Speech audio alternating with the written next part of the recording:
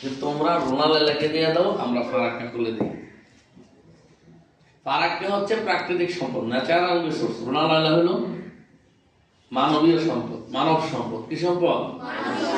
বলছিল যে অর্ডার বিনিময়ে এটা দিলে সে দেব।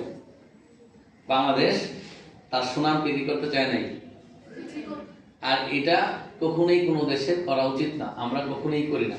এই কারণে বাংলাদেশিদের সারা বিশ্বে একটা নাম আছে যে উই আর নট কাওয়ার্ডস, আমরা কাপুরুষ না।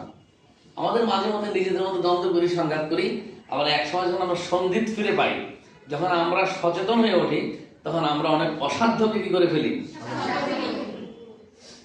এটাই কূটনৈতিক তৎপরতা ছিল। আমি দায়িত্ব নিয়েই বলছি, জেনে শুনেই বলেছিল যে তোমরা রোনাকে দিয়ে দাও, আমরা কি ছেড়ে দিই। কারণ রোনালাইলা একটা আন্তর্জাতিক অ্যাসেট, ইন্টারন্যাশনাল অ্যাসেট।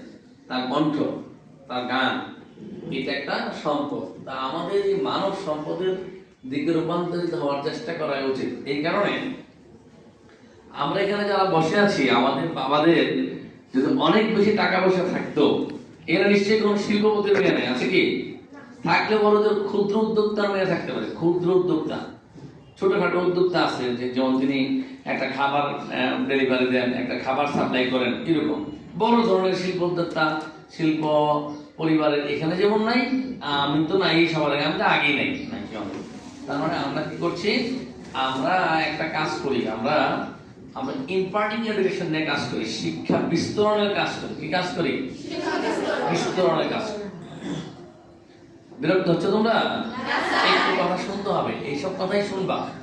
শিক্ষা বিস্তরণ নিয়ে কাজ করতে আমাদের, তাহলে বোঝা গেল যে আমাদের যদি এখানে যারা আছি, যতজন আছি, আমাদের যদি শিল্প কারখানা থাকতো, আমরা নিশ্চয়ই সেখানে আমরা অসংখ্য ওয়ার্কার কাজে লাগাতাম। একটা গার্মেন্টস ফ্যাক্টরিতে বয়স্ক লোক ধরে ধরে একটা কাজ দিতাম, সে কামাই আমার উৎপাদন করে দিত, তার মজুরি যাই দিতাম, এটা বাইরে সেল করে আমি অনেক টাকা মালিক হতাম। কিন্তু আমরা যেহেতু যারা টিচার এখানে যারা আছি, এবং we are inside of the institution, educational institution, শিক্ষা প্রতিষ্ঠানের ভিতরে আছি, আমরা কাজ করি মানব সম্পদ উন্নয়ন নিয়ে। কি নিয়ে? মানব সম্পদ উন্নয়ন নিয়ে কাজ করতে হলে মানুষকে আমরা সম্পদে রূপান্তরিত হবে। সেইটা হলো এই জ্ঞানী গুণী মনীষীদের জীবনাচরণ দেখে বুঝে নিজেকে উদ্বুদ্ধ করা। মানব সম্পদে পরিণত হওয়ার জন্য একমাত্র নিজের চেষ্টাই যথেষ্ট। এখানেও কেউ কাউকে করে দিতে পারে না। শিল্প কারখানা প্রতিষ্ঠার জন্য টাকা লাগবে, টাকার জন্য ব্যাংক লাগবে। আর মানব সম্পদ হওয়ার জন্য টাকা পয়সা লাগবে, খুব বেশি লাগবে না। ওই পরিমাণ টাকা পয়সা লাগবে যে পরিমাণ টাকা পয়সা দিয়ে বই পুস্তক কিনতে হয়। টিচারের লেকচারের জন্য পয়সা দরকার নেই, যার কাছ থেকে কিছু নিব শুনবো, ওখানের জন্য টাকা পয়সা দরকার নাই। সবচেয়ে বড় কথা হচ্ছে উইল পাওয়ার। এখানে কি লাগবে? শুধু মানে কি? ইচ্ছা শক্তি। এখন এই যে যারা আমরা যাদের স্মরণে আছি, কেন ওই দিবসটা আয়োজন করা হলো, কেন এটা সেই সময় তদানীন্তন গভর্নমেন্ট বা রাষ্ট্র নৈতিক চিন্তাবিদেরা কেন ওই দিবসটা আয়োজন করলেন? কারণ পাকিস্তানিরা যখন বুঝতে পেরেছিল, ওনাদের বক্তব্যতে বললাম, অনেকে বলেছেন, ওরা যখন বুঝতে পেরেছিল যে দেশটা নিয়ন্ত্রণে রাখতে পারবো না আমরা, তখন তারা সিদ্ধান্ত নিল যে আচ্ছা, যাওয়ার আগে একটা কাজ করে দেন।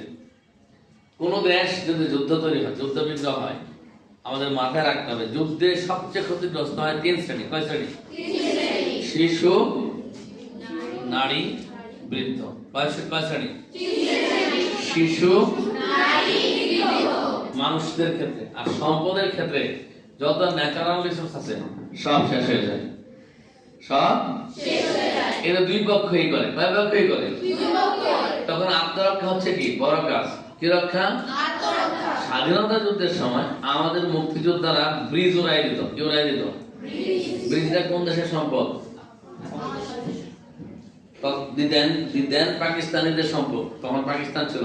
বা আমরা যে দেশ অর্জনের জন্য যুদ্ধে নেমেছি, বাংলাদেশের জন্য নামছে, বাংলাদেশের সম্পদ। কিন্তু তখন এই ব্রিজ রক্ষার চিন্তা থাকলে তাহলে আমাদের অনেক কি হয়ে যেত? যে এই সামরিক বাহিনী গুলশান ব্রিজের উপর দিয়ে আসতেছে, যানবাহন সাজা নিয়ে আসতে আমাদের এই মহাখালীর ক্ষতি করবে। ওই যে একটা ব্রিজ আছে না, কি জানো, এটাকে অ্যাম্বুশ করে ভেঙে দাও। ভেঙে দিলে ওরা কি করবে? আমরা ভেঙে দিতে জানবে না, হয় এসে টাপাটাপ করবে, আমরা পেটে মারবো, আর নাইলে ফিরে চলে যাবে, আর নাইলে কি করবে? তাইলে তখন ওরাও যেমন দেশের ক্ষতি করেছে, আমরা আত্মরক্ষার জন্য কিছু স্থাপনা কি করেছি, এখানে অনেক ফোর্স আছে জেনেছি, জানার পরে আমরা গিয়ে কি করছি, অ্যাম্বুশ করছি, পুরা বিল্ডিং বা রুমটাই কি করে দিয়েছি, উড়িয়ে দিয়েছি। মানুষের ক্ষেত্রে ক্ষতি হয় এগুলো, সম্পদের ক্ষেত্রেও প্রাকৃতিক সম্পদের ক্ষতি হয় অনেক বেশি যে কোনো যুদ্ধ। এই কারণে সারা বিশ্বব্যাপী একটা স্লোগান হচ্ছে, যুদ্ধ নয় শান্তি চাই, যুদ্ধ নয় শান্তি চাই। শান্তির জন্য মানুষ, শান্তির অন্বেষায় মানুষ গড়ে। এই যে লোকগুলো আমরা যাদের স্মরণ করছি, তাদের মধ্যে শিক্ষাবিদ ছিলেন, দার্শনিক ছিলেন। ডাক্তার আব্দুল আলিম নামে একজন আছে, উনি উপমহাদেশের শ্রেষ্ঠ চক্ষু বিশেষজ্ঞ, উপমহাদেশের। ওনার মেয়েটাও ডাক্তার হয়েছে, ডাক্তার নুজহাত আলিম চৌধুরী।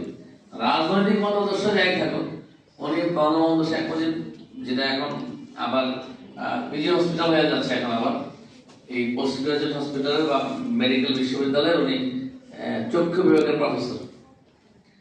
আব্দুল আলিমের লেখা বই সেই সময়ে বাংলাদেশের, পূর্ব পাকিস্তানের লেখকের বই গোটা এশিয়া মহাদেশে পড়াইত। কেমন ছিলেন? ছোটখাটো লোকটা, ছোটখাটো ছিলেন, চিন্তায় কয়েকজনের নাম মনে আছে। অধ্যাপক জ্যোতির্ময় গুহ ঠাকুরতা, অধ্যাপক সেরা দার্শনিক ছিলেন, কি ছিলেন? এরকম আরো অসংখ্য লোক ছিলেন। সাংবাদিক ছিলেন সেলিনা হোসেন, তাকে নির্মমভাবে হত্যা করা হয়েছে। তার নামে দেশঘাট এগুলো আস্তে আস্তে সাংবাদিক ছিলেন, তাকে নির্মমভাবে হত্যা করা হয়েছে। তারপরে শহীদ সিরাজউদ্দিন হোসেন,